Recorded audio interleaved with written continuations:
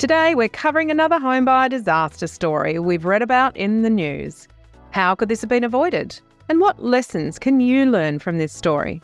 Welcome to Your First Home Buyer Guide, the podcast for first home buyers who want to move it along and become homeowners. But most importantly, it is for you to become an educated home buyer. I'm Meighan and that was Veronica. We're both buyer's agents and probably old enough to be your mum. But it's a good thing because between us we've got over 45 years experience to share with you and bucket loads of stories about avoidable mistakes. Together, we're going to make sure you get unbiased and real information you can rely on. Allow us to guide you on your home buying journey. We want you to become an educated home buyer so that you can stop looking for your first home and actually become a proud homeowner. We've got loads of great tips for you in this episode, and if you'd like more useful tools, head over to the website homebuyeracademy.com.au, and there you'll get access to our free mini course, How to Price a Property Like a Professional. You will also find the holy grail of home buying education, Your First Home Buyer Guide, the online course for people who want to become educated home buyers. We created this for you to help you get on the right path to home ownership for your first home and beyond. But before we get into the interesting stuff in this week's episode, we've got the boring bit,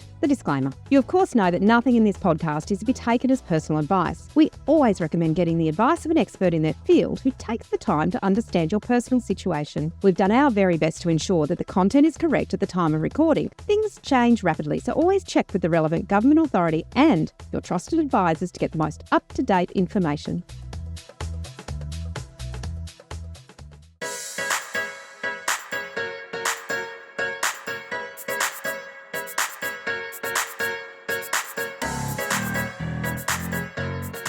Today we're talking about the tragedy of sinking houses. Imagine the horror. You finally achieve your dream of owning your own home, only to discover that it's built on unstable land. How could you have avoided being in such a situation? But before we get into that, there's a special house, or not so special house, behind you this week, Meighan. Do you tell? Look, this is a brick house, and often when you're looking at a brick house, you might see some movement or some cracking. A little bit of cracking might not indicate an issue. Cracking to this degree, now this is 10 mil, this crack, is very significant. And what that could indicate is that the property is built on unstable land, which we're going to talk about. It could mean that the slab wasn't done properly, something's moved, and that cracking is telling us that there's an issue.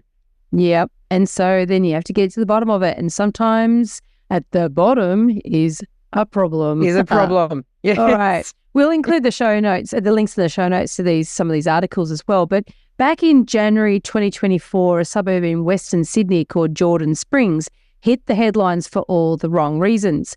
Houses had been cracking up for years, and it was revealed that the developer had to buy back 50 of them, 18 of those having to be demolished and the rest to be repaired and put back onto the market. Now, in June, 5 months later, the topic was back in the news as it was revealed that more newly created suburbs in Western Sydney were experiencing the same problem, right? There's Box Hill. That's just tragic. Let's think that through. These are people who have probably scrimped and saved and sacrificed to get into a position where they could buy a property, new, thinking, great, well-regarded developer, has a long history. But little did they know that the land that these houses were built on was not sound. Yep. And there are lots of different locations right. So outside of Brisbane, there's certain suburbs out near Ipswich that have got black soil that are highly reactive. And, these things can happen in all sorts of locations. They can. So there's 7 Sydney suburbs that are affected by this. In addition to Jordan Springs, there's Glenmore Park, Box Hill, Marsden Park, Prospect, Oran Park and Spring Farm. Wow. And a lot of these areas are huge suburbs, massive subdivisions with thousands and thousands of houses, right? So a few weeks back, we did an episode with Kate Bakos where we ran through the pros and cons of buying a brand new house and land package. But the story we're about to talk to you about is really next level. It is. Look, here's what happened. Back in sort of around 2012, the suburb came into existence, and over the next several years, hundreds of houses were added. Now, over time, cracks started to appear, not dissimilar to this, I would imagine, and investigations started as the problem manifested itself. Now, just quoting from ABC News report, we looked at a number of different news reports on this, and they said that Lendlease, who's the developer, was first made aware that parts of the Jordan Springs East Estate, I should say, near Penrith, was sinking back in 2018, causing major cracks and defects in some of their constructions. And then there were disagreements between Lendlease and the local council about how many of the roughly 1,000 properties in the development were actually affected by the sinking ground. Lendlease put the number at around 90, and of course the developer's going to try to minimise that because they want to minimise their damages, right? But the council put notations on 841 properties planning certificates. Unbelievable. So that's huge. I mean, there were roughly 1,000 properties affected by sinking ground. We're not talking about poor construction techniques here. We're actually talking about the land that was used to put the houses on was moving so much that the structures that were sitting on top of it were moving and cracking. That's just tragic. And one of the articles I read was basically had some engineers quoted saying that, you know, when land is hurriedly levelled, you know, farmland is levelled, there's dams are filled in, hills are levelled, you know, there's all sorts of stuff goes on. There's lots of land fill that's put in some holes to basically make these big level subdivisions. And level subdivisions are obviously cheaper to build on. Right? Yeah. Certainly if you're buying a house and land package or you're buying land to build a house on, the leveler it is, the more level it is, the less it costs to build. The more the slope, the more the build costs are. So if you ever wonder why there's no trees in all these new subdivisions, even though they used to be farmland, well, everything's knocked over and sort of smoothed over. So in 2018, they started noticing these cracks, and then, of course, they were investigating it and all the rest of it. So, but in 2 years after that, 2020, a compensation package was agreed on. And so that scheme was established 2020, but it took nearly 4 years after that. So this is 6 years now, right? There's a lot of growth happened in that time. Well, before those affected houses were bought back. Now, obviously, you're thinking, okay, well, how do they work out the prices? Supposedly, they're choosing market value as if this hadn't happened. I mean, there's got to be all these sort of different calculations and mechanics built into that compensation package. I'm not going into that so much. But so in 2024, 50 homes were bought back and about 18 of them were demolished, which means that you've got a lot of other people who are still there. Yeah. Perhaps they're sitting next to a demolition site. Perhaps they're one of the properties possibly looking at large cracks in their walls. Perhaps they're one of the properties that's been rectified. Perhaps they're one of the properties that's sitting there thinking, I wish they could have bought my house back because honestly, it's been a real pain in the ass. Who knows? I mean, so it's not just the 50 that were bought back or even the 840. Then you've got 841 that have got something slapped onto their zoning certificate, which counts against them when they go to sell a property. So we wanted to sort of run through. How do you sell a disclosure in New South Wales? So it actually will be brought to buyers' attention. But it does get complicated, right? So because, you know, let's look at how buyers could have avoided this, because you've got the first buyer, which is the off-the-plan buyer. Yeah. Right? It's very difficult to know any of this stuff in advance when you go and buy a property off the plan. And we talked to the risks, you know, a couple of weeks ago, and we've also done other episodes on risks of buying off the plan. There's no history like there is with an established building or established suburb, right? There's no history of how those buildings have settled and do they look like they're falling apart, you know? Yeah, there's the none infill, of that. What was used to do that infill? What was it originally sitting on? That's it. And there's also no transparency, because we talked in our episode a few weeks back with Kate Bakos that developers use lawyers from the big end of town. Yeah. And, you know, they have really hefty contracts that are very developer favoured, and the individual buyers have very little leverage there. And they only are going to be transparent about things they absolutely have to tell you, right?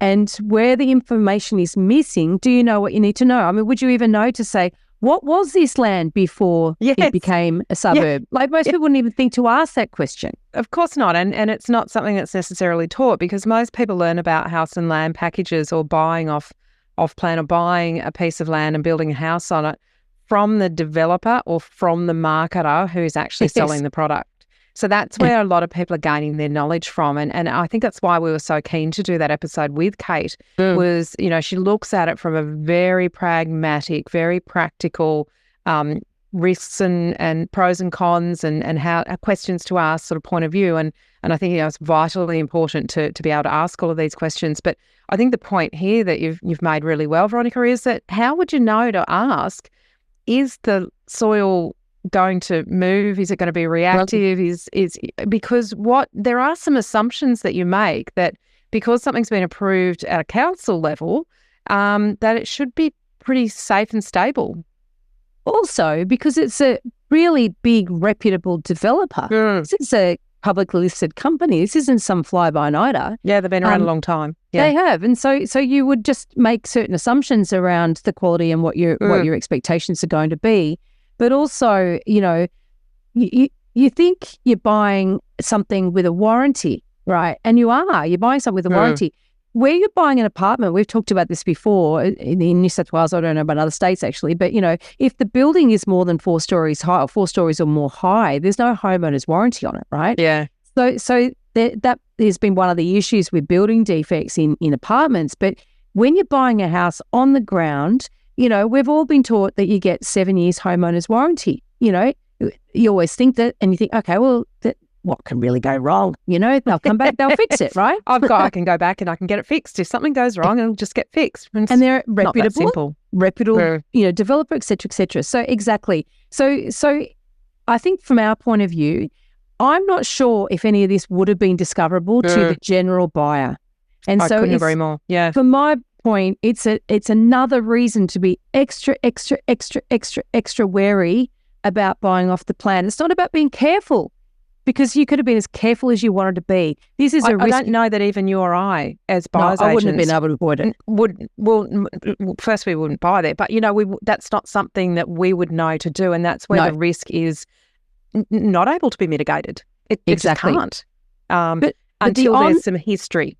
That's it. And so it's the on sales. That's where, and this is where this story really gets interesting, actually, because it's the on sales where there starts to be some information that buyers should regard very, very carefully and think, oh, hang on a minute, I don't think I want to do this. Because once there is a notation on the planning certificate, that is a warning, right? Absolutely. There's history now. There is history. That's history, right? And the council is putting that there in a contract to sale, because that is a prescribed document in New South Wales. You get that when you buy a property, right? It's part of the contract. A lot more disclosure there. Yeah. Yeah. So there's subsequent buyers that could have avoided getting to these sticky situations. And there's one couple that was featured in some of these news stories, and they incredibly purchased after this was known.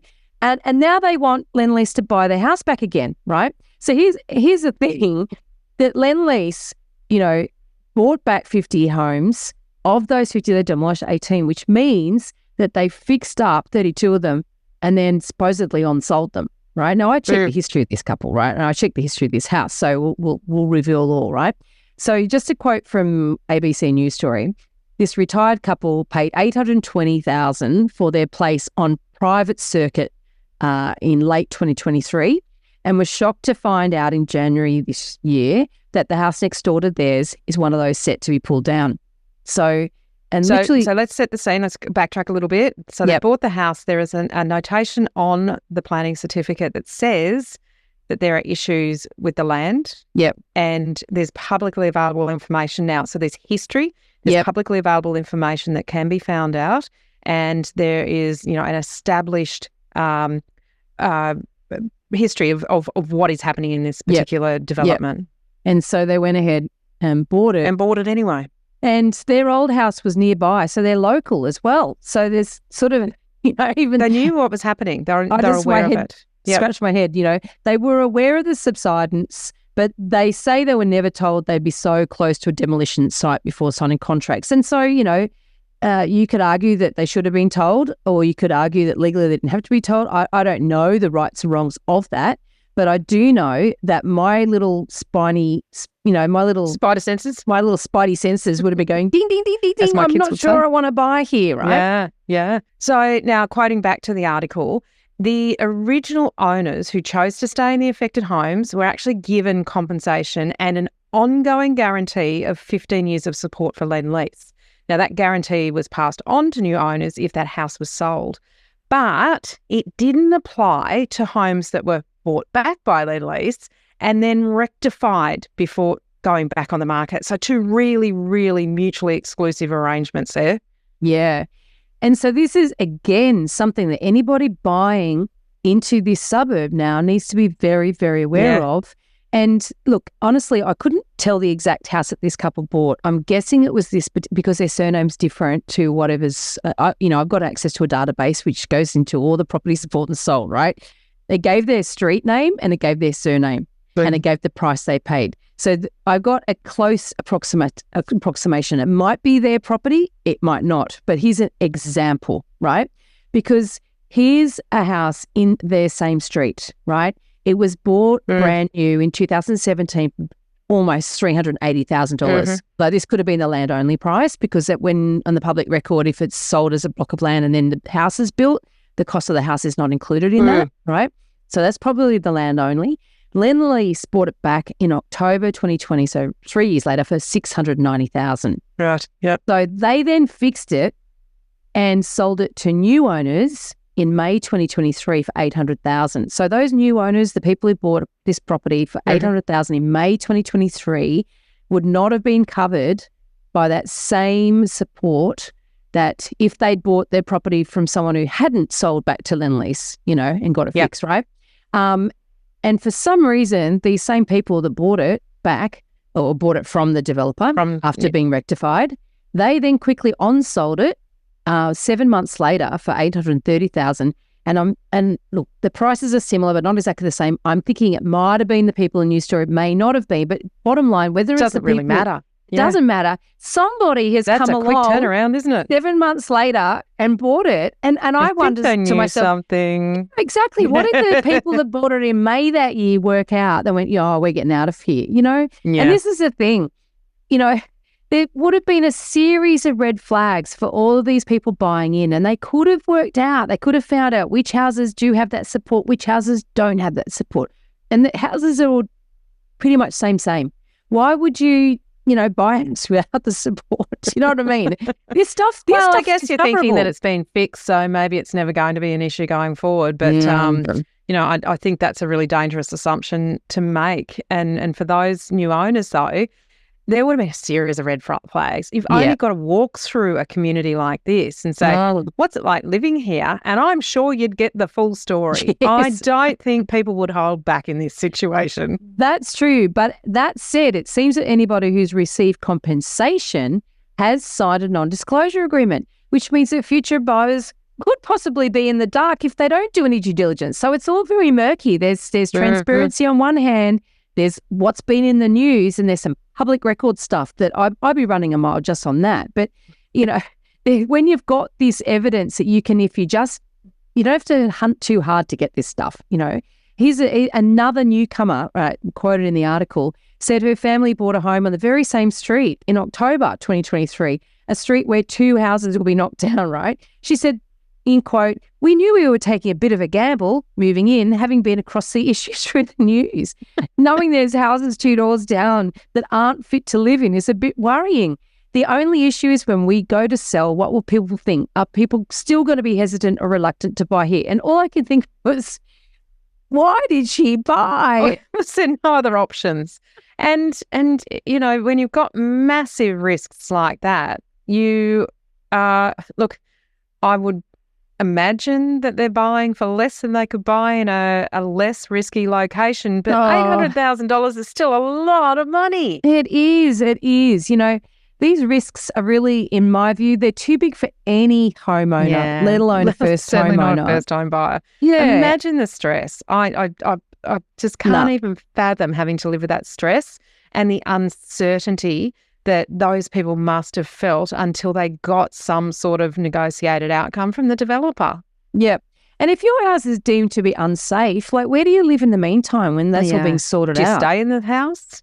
Well, you hear a lot of stories from people living in apartment buildings where the actual apartments have been evacuated and they can be homeless for months, if not years, while they're trying to get a deal negotiated. Yeah. And a lot of those don't even hit the news. I've certainly come across a number of buildings over my time that definitely haven't hit the news. But interesting. There's been some that have, obviously some well publicized stories. But so these individual homes, so you've got that level of stress and uncertainty, but then also potentially you got to find somewhere else to live, and there's additional costs as well. And that's not an easy thing at the moment. It's certainly not. And look, if a change in circumstance actually forced you into a situation where you had to sell, like, a divorce or an interstate job transfer, you would actually, these people would have been stuck with the house until the situation was resolved. That took, for some of them, what are we talking? Like 6 years. 6 years. 6 years where you're waiting for a resolution to be to be brought to bear. But having your home bought back, I guess for some people that may be the best outcome that they could hope for. But you've been out of the market for a really long time and might still be substantially out of pocket. So I guess it depends what was negotiated in terms of that buyback. Was it, the value as compared to the other properties in the estate that were heavily affected, or was it how were you compensated because you had to go and buy the same thing in a different estate in a different location? Plus, you've got the costs of buying in. At least haven't got the agent selling costs, but there are costs to purchase another property, to move, the moving costs. All of those sorts of things. Exactly right. Or if your house is repaired, you know that you're still quite literally on shaky grounds. It's still stressful, and potential resale issues down the track. We talked about those that are being slapped with a planning notation from the council. The notice informs would-be buyers of potential issues with properties, and clearly some people have ignored those notices, but not everyone will. Yes, that's true, and certainly anyone who's doing their due diligence and has educated themselves as to what those risks actually mean, what those notations. A good solicitor would talk you through what those risks really are. And that's a very big part of due diligence, is not just what do you get on paper, but what does it mean? What is the impact and what does it mean to you as a future seller? Because we talk about capital growth comes from the future popularity of the property. Who's going to buy that property down the track? Are people going to discount it heavily because it has that notation? Yeah. And, if they're getting good advice, they will be. If you're sitting next to a demolition site too, you're going to have ongoing disruption because presumably they're going to remediate the land and then build another house again. You would presume. So, that's just going to be ongoing disruption. So, look, just in terms of an overall, why would you do it? It's really just highlights two lots of issues here. One, the risks of buying off the plan of brand new. Yeah. Secondly, the due diligence and the stuff that is discoverable that some people, for whatever reason, are just too cavalier about buying property and don't take enough care. And there's certainly some other issues which we touched on a few weeks back in our Off the Plan episode, but there was, in one of the stories, one of the residents said that there was another problem locals have to contend with, the promised but still unfinished extension to the, I can't even say it, Wienermatta Parkway to a nearby industrial estate.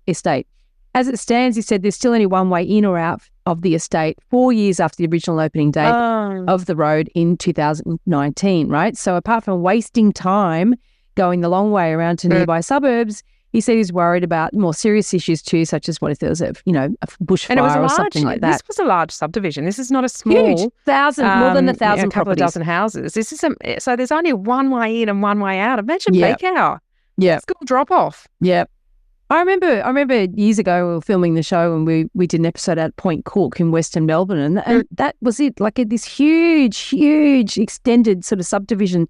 And, one road going in and out with a single lane. Yeah. And I could not believe the traffic jams. It was just like, why would you build just a single lane road going into so many houses where there's a big estate? Yeah, it's ridiculous. But anyway. Yeah. Look, and as this person who lives there actually pointed out, it's not safe.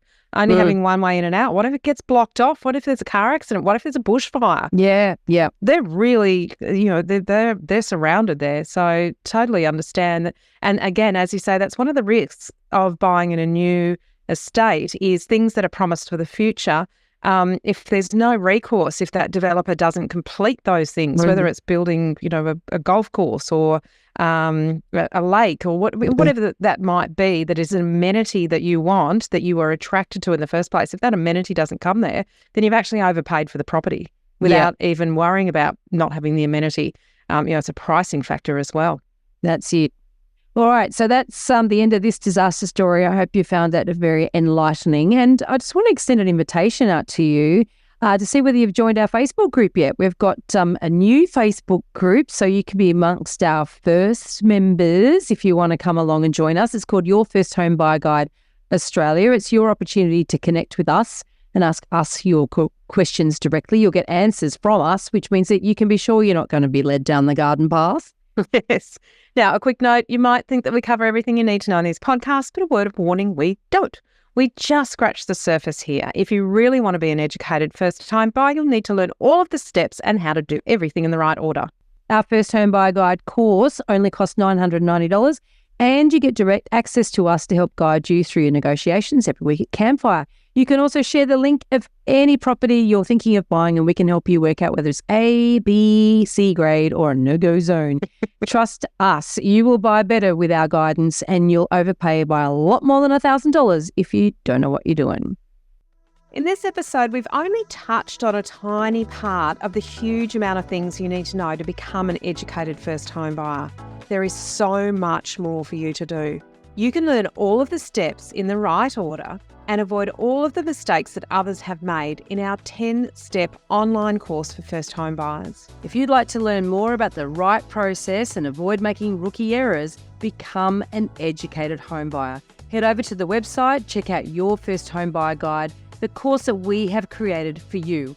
And don't forget to subscribe to the podcast so you won't miss an episode. And if you've liked what you've heard today, please give us an iTunes review. It helps other people find us. And of course, I know it's a bit cringy, but we're going to ask for 5 stars. Thank you. Thanks for joining us. We hope you found this really useful. And if you have, please share the love with others who you know are in the same boat. We'll be back next week with more priceless stuff.